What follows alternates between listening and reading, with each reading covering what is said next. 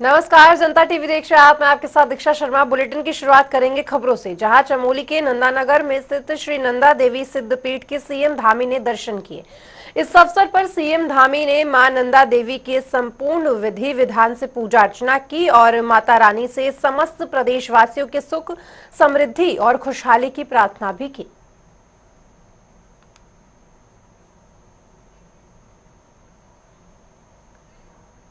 तो साथ ही चमोली में श्री नंदा देवी राजराजेश्वरी सांस्कृतिक और पर्यटन लोकतंत्र मेला आयोजित किया गया, जिसमें मुख्यमंत्री पुष्कर सिंह धामी ने शिरकत की। इस दौरान सीएम धामी ने जनता के संबोधित किया और क्या कुछ कहा, ये सुनिए। मेला हमें हमारी संस्कृति से और हमारी जड़ों से जोड़ता है।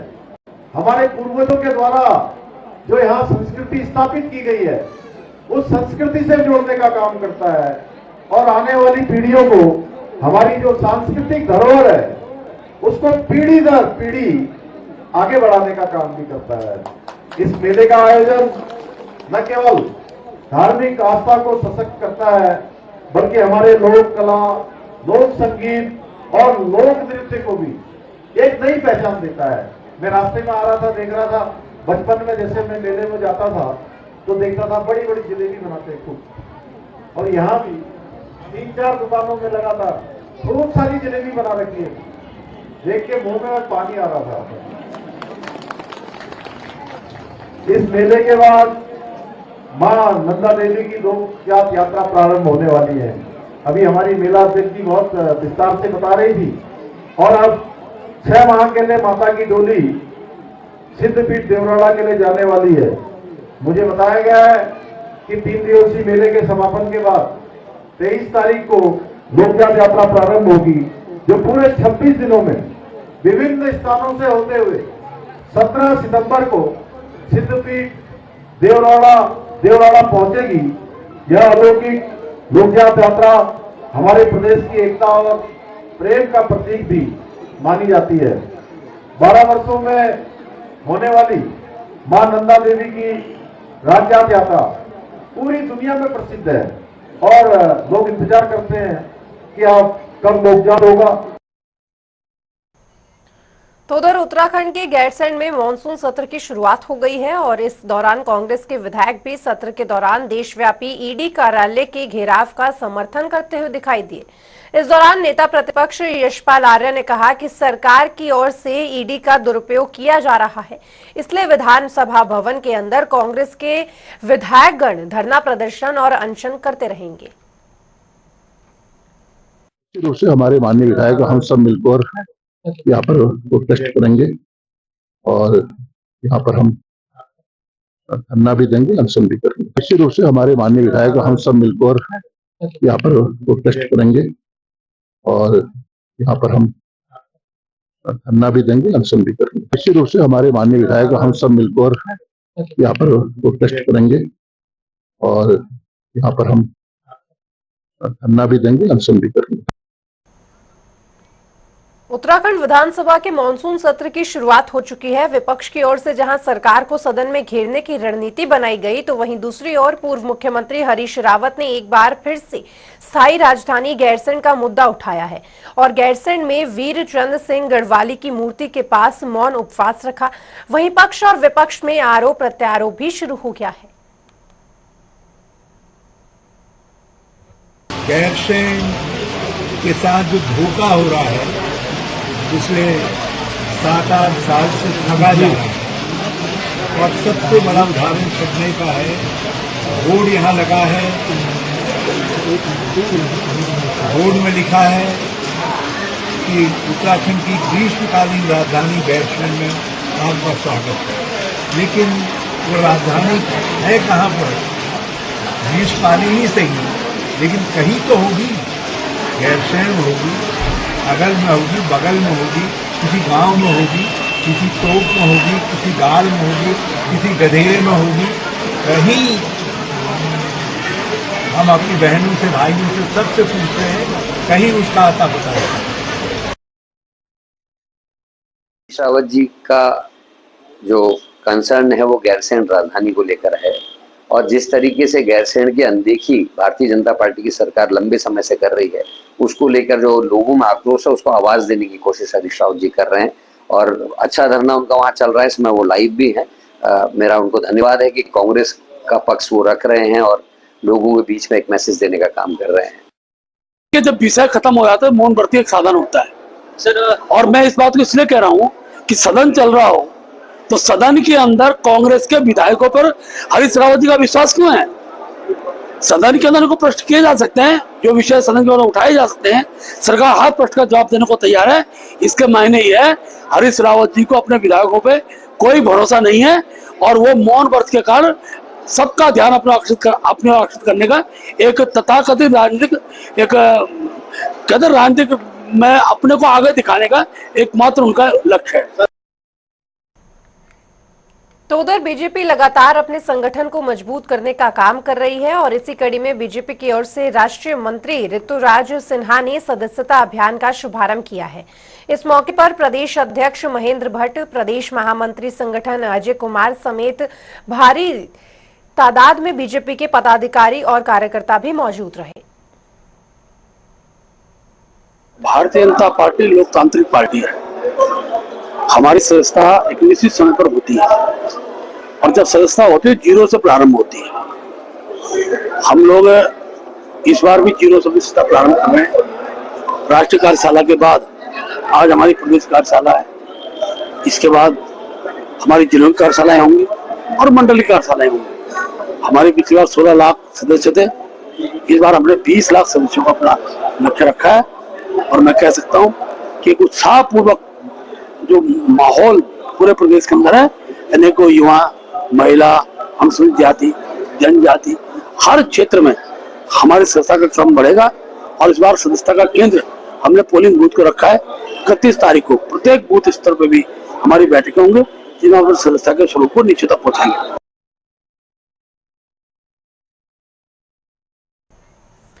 तो वहीं उत्तराखंड के पूर्व मुख्यमंत्री हरीश रावत का बड़ा बयान सामने आया है। उन्होंने कहा है कि सत्ता में आते ही कांग्रेस भू कानून बनाकर लोगों की जरूरत से ज्यादा जमीन वापस ले लेगी। उन्होंने अध्यादेश जमीन खरीदने वालों को चेतावनी दी है। इसके साथ ही उन्होंने बीजेपी की धामी सरकार पर जमकर निशाना भी साधा।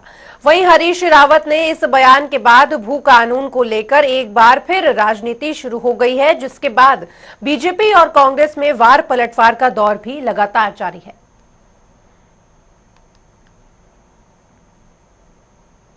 मुख्यमंत्री जी पुष्कर सिंह धामी जी ने पहले ही चीज को क्लियर कर दिया है। जो हमारी जमीन है उसके लिए उन्होंने एक सशक्त कानून बनाने का काम किया। रही बात कांग्रेस के पूर्व मुख्यमंत्री माननीय हरीश रावत जी का, तो मेरा सवाल उनसे ये है, अगर वो ये कह रहे हैं कि वो भू कानून लाने का काम करेंगे, अगर उनकी सरकार आई, उन्होंने अगर पहले ही लगा दिया, क्योंकि वो भरोसा ही नहीं करते कि जनता उनको वोट देने का काम करेगी, और उनकी 2-2 बार यहाँ सरकार रही है, तो उस वक्त उन्होंने भू कानून क्यों नहीं लाए? उस वक्त यहाँ इस प्रदेश के विकास की चिंता क्यों नहीं करी? उस वक्त उन्होंने यहाँ के बुजुर्गों की चिंता क्यों नहीं की? आज जब वो विपक्ष में बैठे हैं तो नए नए कानून की बात कर रहे हैं और जो कानून पुष्कर सिंह धामी जी ला रहे हैं उनको दरकिनार करने की बात वो बार बार कर रहे हैं। तो पहले वो ये बताएं, वो अगर कानून लाएंगे तो मुझे लगता है डेनिस का कानून लाएंगे, डेनिस यहाँ ज्यादा से ज्यादा फैलाने का काम करेंगे। तो ऐसे कानूनों को लाने का वो पूर्व मुख्यमंत्री माननीय हरीश रावत जी करेंगे, तो मुझे लगता है कि इसीलिए प्रदेश की जनता उनको वोट नहीं दे रही है।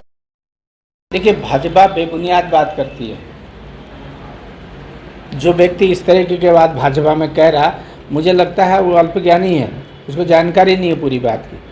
पंडित नारायण तिवारी की पहली सरकार थी जिसने भू कानून यहाँ पर लागू किया था और 500 गज वर्ग गज खरीदने की बात की थी किसी बाहरी आदमी को, और खंडूरी जी के ज़माने में वो 250 हो गई थी, वही चली आ रही थी। हमने तो उसमें संशोधन भी नहीं किया। भाजपा इस बात का जवाब देना, त्रिवेंद्र सिंह रावत की सरकार ने फ्री फॉर ऑल क्यों कर दिया? उसको सबके लिए क्यों खोल दिया?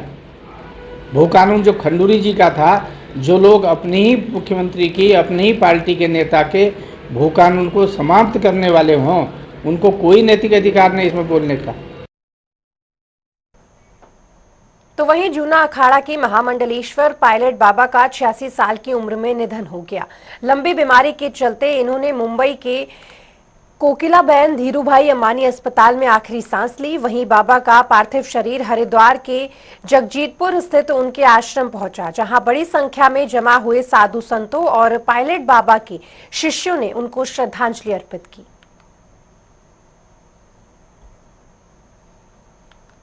जो राष्ट्र से लेकर चीन का आपको पता है कि वो जो है चीन के युद्ध में भी थे, और देश के मतलब जो है 3-3 महीना जल में, हिमालय में जल में समाधि लगाना, भूमि में समाधि लगाना, ध्यान केंद्र में रहना, तो ऐसे कभी कभी दुर्लभ ऐसे महापुरुषों का कभी कभी अकल्पनीय अवतार होता है, जिसकी क्षति के बारे में तो कल्पना भी नहीं कर सकते हैं। वो तो भगवान दत्तात्रेय से, महादेव से, कैलाशवासी से प्रार्थना करते हैं कि पुणे महाराज अपने चरणों में उनको स्थान देने के बाद, उनको मुक्ति देने के बाद फिर अपने अंश में उनका अवतार करें, जिससे सनातन का प्रचार प्रसार वो करें। उनकी जरूरत थी और है, रहेगी।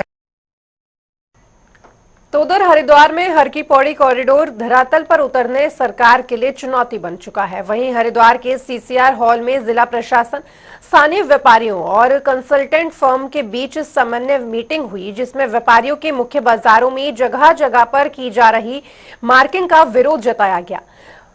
वहीं फर्म के अधिकारियों ने साफ बताया कि योजना अभी सर्वे के फेज में है, इसमें सरकार की ओर से किसी भी तरह के चौड़ीकरण के निर्देश नहीं दिए गए हैं। पर जो हमें बताया गया है कि ये योजना कोई कॉरिडोर की योजना नहीं है, ये सौंदर्यकरण की योजना चल रही है। तो मैं समझता हूँ कि ये सब भ्रमित किया जा रहा है कि प्रेस के माध्यम से हमें कुछ पता चल रहा है और ये अधिकारी हमारे को कुछ कह रहे हैं। ये सिर्फ एक योजना को सरकार अपने लाभ के लिए चला रही है, और जो बीच में कंपनी है जो अपने लाभ लेंगे उस कंपनी से, वो अपना लाभ ले लेंगे, पिसेगा व्यापारी। लेकिन हम बता देना चाहते हैं कि हरिद्वार का व्यापारी इतना कमजोर नहीं है, वो हर तरह से लड़ाई लड़ना जानता है। व्यापारी का शोषण किसी भी कीमत पर बर्दाश्त नहीं किया जाएगा। तो लेकर हो रहा है कि हमने इनसे यही किया कि आप क्लियर करो इस चीज़ को, और आज के बाद जितने भी नाप तो लाएगी, हमारे यहाँ पर 53 इकाइयाँ हैं शहर व्यापार मंडल की, जगह इकाइयाँ हैं। आप जो भी नाप ले रहे हो एक तो दिन में लो, जो ये ड्रोन से आप रात में नाप रहे हैं, भय का माहौल हो रहा है, इस चीज़ को बंद करो। और जो भी आप नाप शहर में ले रहे हो उसमें आप व्यापारियों के प्रतिनिधियों, मतलब किसी को व्यापारी को साथ में लेकर तब आप नाप ले आओ।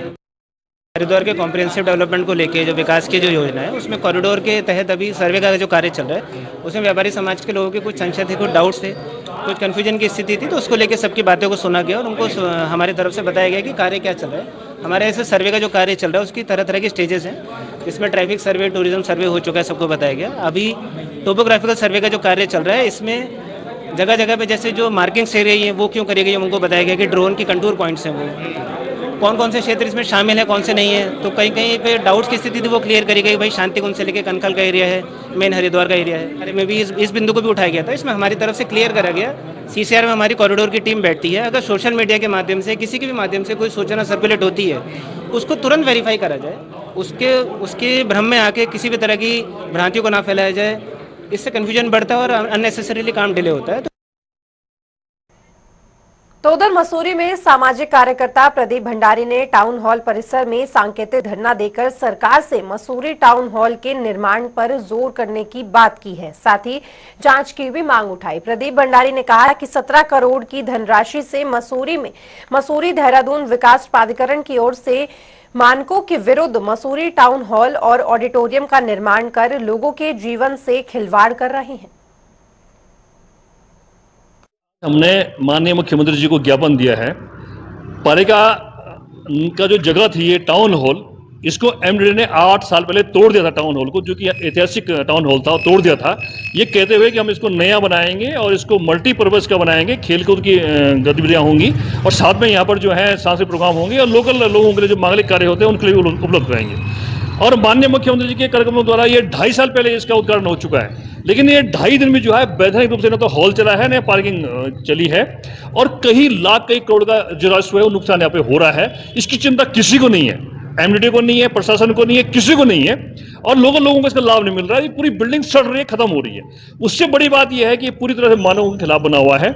ये इस पर सोचा कि पूरे जो है इंतजाम खत्म है, यहाँ पर कभी भी कोई बड़ी घटना घट सकती है। जो ऑडिटोरियम है उसमें कहीं भी एक बाहर जाने का एग्जिट अलग से द्वार नहीं है, एंट्री और एग्जिट एक ही है। तो वहीं मसूरी में नगर पालिका परिषद स्वच्छ सर्वेक्षण से पहले स्थान पाए जाने को लेकर लगातार प्रयास कर रहा है और इसी दिशा में मसूरी नगर पालिका प्रशासन की ओर से कूड़ा उठाने और अन्य समस्याओं को लेकर टोल फ्री नंबर भी जारी किया गया है, जिसके तहत कोई भी व्यक्ति अपने क्षेत्र में एकत्रित कूड़े या गंदगी से संबंधित समस्याओं को लेकर टोल फ्री नंबर पे शिकायत दर्ज करवा सकता है। द्वारा निर्देश दिए गए थे कि एक टोल फ्री नंबर नगर पालिका का होना चाहिए जिसपे आम जनता अपनी शिकायत भेज सके। तो इसी क्रम में हमारे आज टोल फ्री नंबर लगाया गया और एक कंट्रोल रूम यहाँ पे स्थापित किया गया है, जिसमें सुबह 5 बजे से और रात्रि के 11 बजे तक हमारे कर्मचारी उपलब्ध रहेंगे और जो भी कंप्लेंट कोई करेगा उसकी यहाँ पे कंप्लेंट नोट की जाएगी, उसे आगे फॉरवर्ड किया जाएगा, उससे फिर उसका कंप्लायंस ली जाएगी और कंप्लायंस लेने के बाद जिसने कंप्लेंट करी है उसको अवगत कराया जाएगा कि ये आपकी कंप्लेंट रिजॉल्व हो गई है।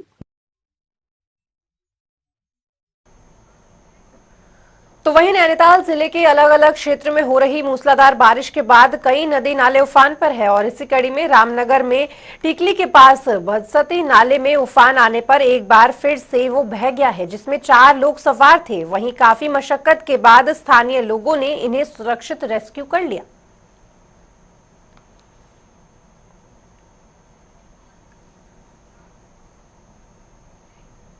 ऊंचे पहाड़ी इलाके में उगने वाला प्रचुर यहाँ के लोगों में काफी लोकप्रिय है। टमाटर की तरह दिखने वाला लाल रंग का फल नेपाल में भी होता है।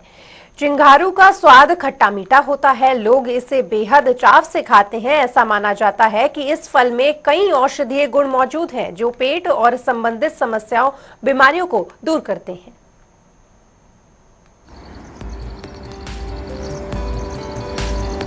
उत्तराखंड के ऊंचे पहाड़ी इलाकों में उगने वाला घिंगारू यहाँ के लोगों में काफी लोकप्रिय है। छोटे सेब या टमाटर की तरह दिखने वाला लाल रंग का फल नेपाल में भी होता है। घिंगारू का स्वाद खट्टा मीठा होता है। लोग इसे बेहद चाव से खाते हैं। उनका मानना है कि इस फल में कई औषधीय गुण हैं। और ये घिंगारू जो हमारी फल है इसको हम खाते भी हैं और हार्ट का काम भी आता है। कहते हैं लोग ये घिंगारू जब घूमने आते हैं तो इसको ले जाते हैं अपने घर को और इससे गैस भी बनती है, गैस भी ठीक हो जाता है। पेट की संबंधी जितनी बीमारियां सब दूर करते हैं। सर ये फल है घिंगारू और ये पहाड़ के कई क्षेत्रों में पाया जाता है और इससे पेट की बीमारियां भी दूर होती हैं। पहाड़ों में मिल जाएगा। तो आजकल ये स्वाद अगर ये पका हुआ है तो इसका स्वाद आपको मीठा ही लगेगा। यहाँ के एक आयुर्वेदिक डॉक्टर ने भी कहा है कि घिंगारू पेट और दिल की बीमारियों के इलाज में काफी कारगर होता है। आंतों में जो खून निकलता है मतलब डिसेंट्री जिसे कहते हैं हम अमीबी डिसेंट्री, उसमें और हार्ट के लिए तो और भी बढ़िया है। हार्ट की जो ब्लॉकेज है उनको भी खोलने में मदद करता है, खून पतला करता है, कोलेस्ट्रॉल को भी ये डाउन करता है। लोग घिंगारू से कई तरह के मसाले बनाते हैं। खास बात है कि ये मसाले पूरे साल खराब नहीं होते। इनका कई पकवानों में इस्तेमाल किया जाता है।